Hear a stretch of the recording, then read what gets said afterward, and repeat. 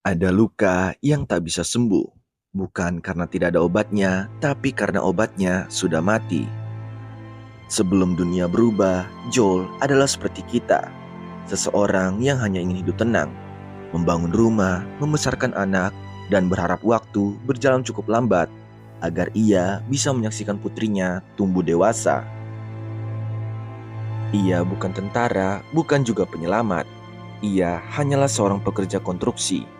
Seorang pria yang bangun pagi karena tagihan harus dibayar. Seorang ayah yang terkadang pulang terlambat, tapi selalu memastikan sarapan untuk Sarah. Malam itu, dunia tidak memberi aba-aba. Hanya ada kekacauan, lalu kehancuran. Seperti mimpi buruk yang terlalu nyata, Joel berlari bukan dari musuh, tapi dari ketidakmengertian. Orang-orang berubah, menjadi buas, liar, dan tak mengenal wajah. Jutaan nyawa hilang dalam hitungan hari. Kota runtuh, peradaban runtuh, dan kepercayaan pada kemanusiaan pun ikut rubuh. Namun, tak ada yang lebih menghancurkan daripada detik itu. Detik ketika peluru itu menembus tubuh Sarah. Tubuh kecil itu dalam pelukannya. Dan suara napas yang perlahan berhenti. Ayah, itu adalah kata terakhir yang ia dengar darinya. Tidak ada ledakan besar, tidak ada musik latar. Hanya suara angin malam dan napas putrinya yang terputus dalam tangisnya. Joel tidak menjerit karena luka. Ia menjerit karena ia tak bisa berbuat apa-apa. Dunia baru saja mengambil satu-satunya alasan ia bertahan. Dan disitulah segalanya berakhir. 20 tahun, 2 dekade. Joel tidak berubah menjadi pahlawan. Ia berubah menjadi bayangan. Ia membunuh untuk bertahan. Ia menyelundupkan demi bertahan. Ia kehilangan rasa percaya. Tak ada lagi moral, tidak ada lagi iman. Dalam dunia yang sudah mati, tidak ada tempat untuk kebaikan. Satu-satunya hal yang tersisa hanyalah kekosongan dan dendam terhadap dunia yang merenggut segalanya. Joel tidak membenci para infected. Ia membenci manusia, ia membenci dirinya sendiri. Namun, Joel tidak pernah benar-benar mati. Ada bara kecil yang tersisa meski terkubur dalam abu. Dan kisah ini adalah tentang apakah bara itu bisa kembali menyala. Bukan untuk menyelamatkan dunia, tapi untuk menemukan kembali dirinya sendiri. Orang-orang bilang waktu menyembuhkan segalanya, tapi mereka tidak pernah kehilangan anak mereka. 20 tahun, bukan 2 hari, bukan 2 bulan, 2 dekade penuh.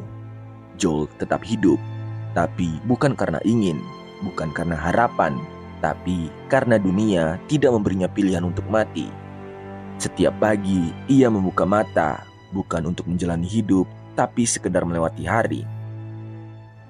Setiap malam, ia tidur bukan untuk beristirahat, tapi untuk melarikan diri dari suara Sarah yang terus mengunjunginya dalam mimpi.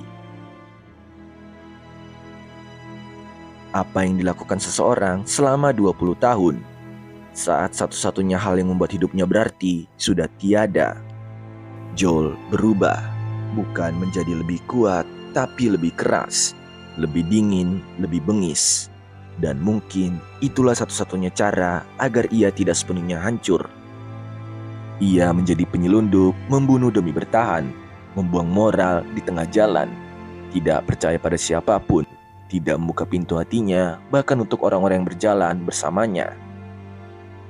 Ia menjadi bayangan dari dirinya sendiri, bukan lagi seorang ayah, tapi hantu yang gentayangan membawa beban dunia yang tak pernah ia minta.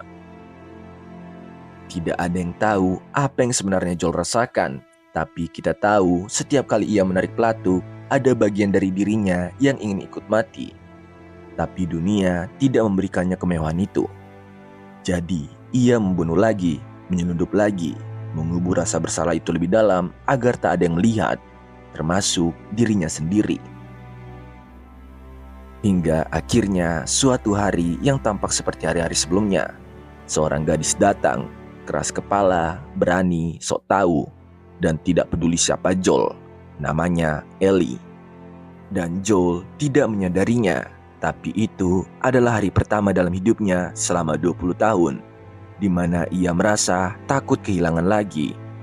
Kita tidak bisa terus hidup dalam luka, tapi terkadang luka itulah satu-satunya hal yang membuat kita terus hidup. "Aku bukan dia tahu. Sarah, aku bukan anakmu," ucap Ellie. "Kau benar, kau bahkan tidak tahu apa itu kehilangan," jawab Joel. Awalnya Joel tidak peduli, itu yang ia yakini. Itulah cara dia bertahan selama ini. Ellie hanyalah sebuah kargo, misi, tugas.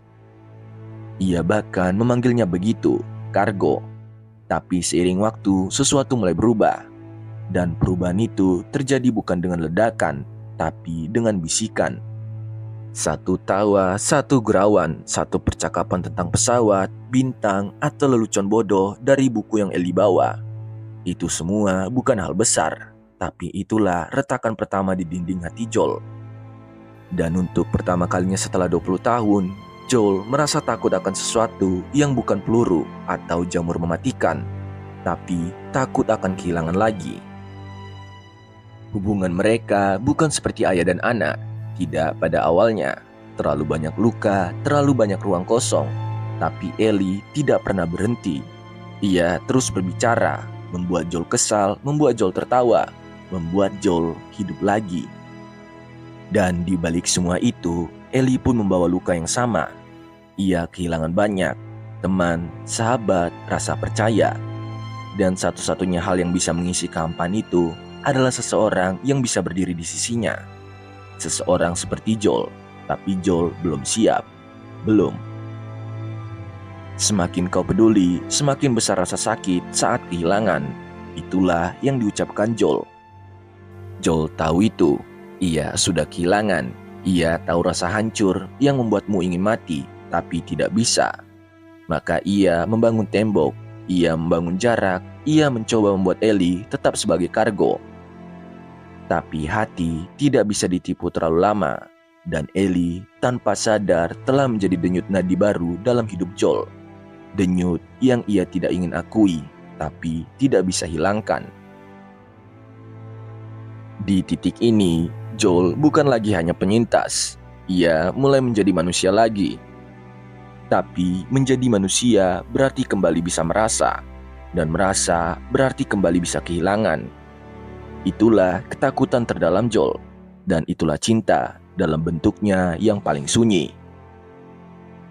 Cinta bukanlah kelemahan. Tapi cinta akan memaksamu untuk memilih. Dan terkadang pilihan itu membuatmu kehilangan bagian dari dirimu sendiri. Kau tidak tahu apa itu kehilangan, tapi kini Joel tahu bahwa Ellie tahu, bahkan lebih dari yang ia bayangkan. Di tengah musim dingin yang membekukan, dunia yang sudah hancur itu terasa semakin sepi. Joel terluka parah. Ellie harus menjaga dirinya sendiri. Untuk pertama kalinya, Joel tidak bisa melindunginya. Dan untuk pertama kalinya, Ellie berdiri sendirian, menghadapi kegelapan bukan hanya dari luar, tapi juga dari dalam dirinya. Saat Ellie bertemu dengan David, seorang pria yang awalnya tampak penuh perhatian, kita disesatkan, sama seperti Ellie. Tapi saat topengnya lepas, kita sadar, dunia ini tidak hanya penuh dengan kematian, tetapi juga dengan mereka yang mengambil keuntungan dari kehancuran.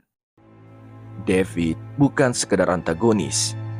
Dia adalah simbol dari apa yang bisa terjadi ketika manusia kehilangan kemanusiaannya dan berusaha membungkusnya dengan logika bertahan hidup. Saat David mencoba menguasai Ellie, saat api membakar kabin di belakang mereka, dan Ellie meronta, menjerit, lalu menghancurkannya dengan belati berulang-ulang. Itu bukan hanya dengan kekerasan. Itu adalah jiwa yang retak, yang mencoba bertahan tapi tahu bahwa tidak akan pernah sama lagi. Itulah titik baliknya. Joel tidak lagi menyangkal, Ellie bukan lagi kargo, bukan tugas. Ia adalah keluarga. Dan karena itulah segala sesuatu berubah. Kita bisa menyerahkan Ellie ke Fireflies, mereka bilang mereka bisa buat vaksin. Tapi untuk itu, mereka harus mengambil nyawanya. Joel tidak butuh waktu lama. Dia tahu jawabannya dan jawabannya adalah tidak. Ini bukan cerita tentang benar atau salah, ini cerita tentang cinta yang tidak logis, yang tidak adil tapi nyata. Joel telah kehilangan satu anak. Ia tidak akan kehilangan yang kedua, bahkan jika dunia menuntutnya, bahkan jika dunia menyebutnya egois. Bagaimana jika menyelamatkan satu orang berarti membiarkan dunia tetap hancur? Apakah kamu siap untuk melanjutkan? Inilah saat di mana cinta menjadi senjata bermata dua. Joel menyelamatkan Ellie, tapi dengan itu ia juga menghancurkan sesuatu yang lebih besar. Dan narasi ini bukan tentang siapa yang jahat, tapi tentang apa yang tersisa dari cinta ketika semua logika runtuh. Dia satu-satunya harapan, dan kau merenggutnya. Tapi apakah Joel peduli? Di akhir perjalanan mereka, setelah segala luka dan kehilangan, Joel dan Ellie akhirnya tiba di markas Fireflies. Tempat itu seharusnya menjadi titik terang, akhir dari penderitaan, tempat di mana Ellie akan menjadi obat bagi dunia yang sekarat. Tapi ada harga yang tidak mereka bicarakan, harga yang terlalu besar, nyawa Ellie.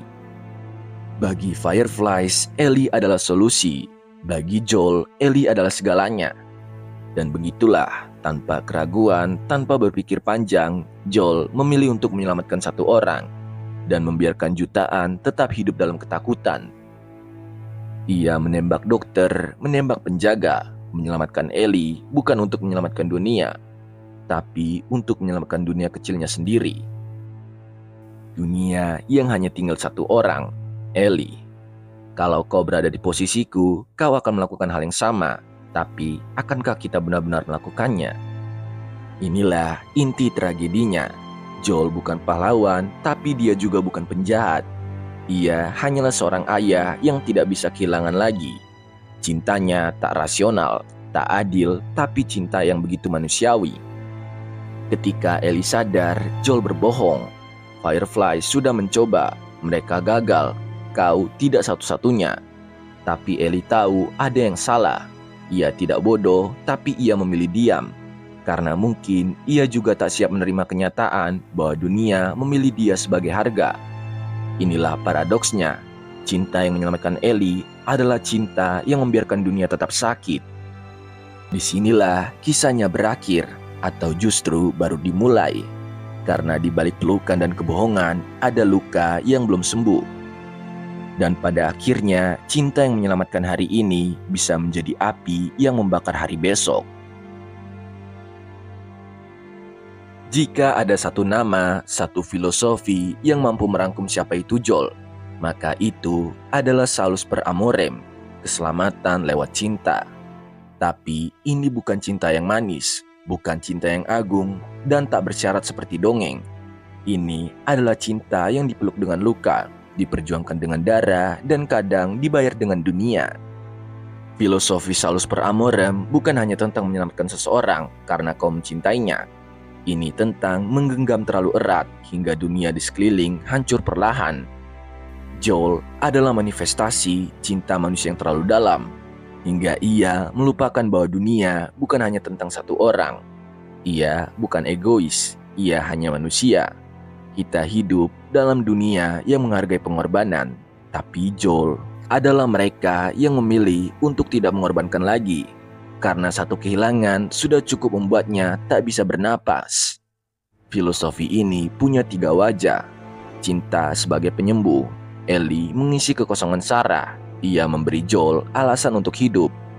Yang kedua, cinta sebagai pemicu kejahatan, demi Ellie, Joel melanggar semua batas moral. Dan yang ketiga, cinta sebagai kebohongan yang menenangkan. Joel tahu ia salah, tapi dalam cinta, kebenaran bisa berubah bentuk.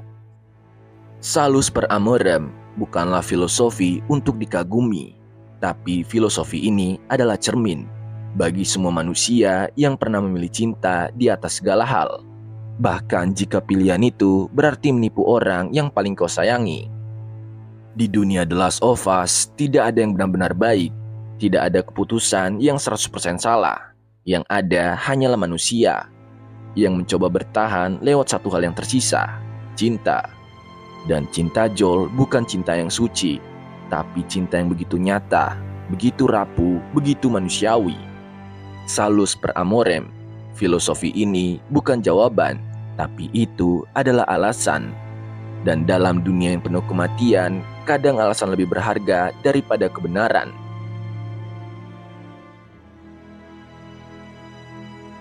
Joel bukan pahlawan, dia bukan orang baik, dan mungkin dia bahkan bukan orang yang layak memegang harapan. Tapi dia adalah cermin dari diri kita semua. Dari setiap ayah yang kehilangan anaknya, dari setiap manusia yang mencoba bertahan, dari setiap jiwa yang hancur tapi tetap berjalan. Ada bagian dari diri Joel yang tinggal di hati kita, bagian yang ingin percaya bahwa meski dunia tak memberi apa-apa lagi, kita tetap bisa mencintai. The Last of Us bukan hanya judul, tapi juga pertanyaan. Siapa yang tersisa saat segalanya telah hilang? Jawabannya bukan orang yang paling kuat, bukan pula yang paling cerdas, tapi mereka yang masih bisa mencintai, meski cinta itu menyakitkan. Joel telah memilih. Ia bukan menyelamatkan Ellie, ia menyelamatkan dirinya sendiri dari kehilangan yang kedua. Kisah Joel adalah kisah tentang cinta yang lahir dari kehilangan, tentang kebohongan yang lahir dari kasih, tentang kegelapan yang justru membuat kita melihat cahaya yang tersisa. Joel adalah kita, dalam ketakutan kita, dalam keputusan tergelap kita, dalam cinta yang kita tahu salah tapi tetap kita pilih karena tanpanya kita bukan siapa-siapa. Dan mungkin di dunia seperti The Last of Us, cinta bukan akhir dari semuanya, tapi cinta adalah alasan kenapa kita tidak menyerah. Dan mungkin di dunia seperti The Last of Us, cinta bukan akhir dari semuanya, tapi cinta adalah alasan kenapa kita tidak menyerah. Dan terima kasih.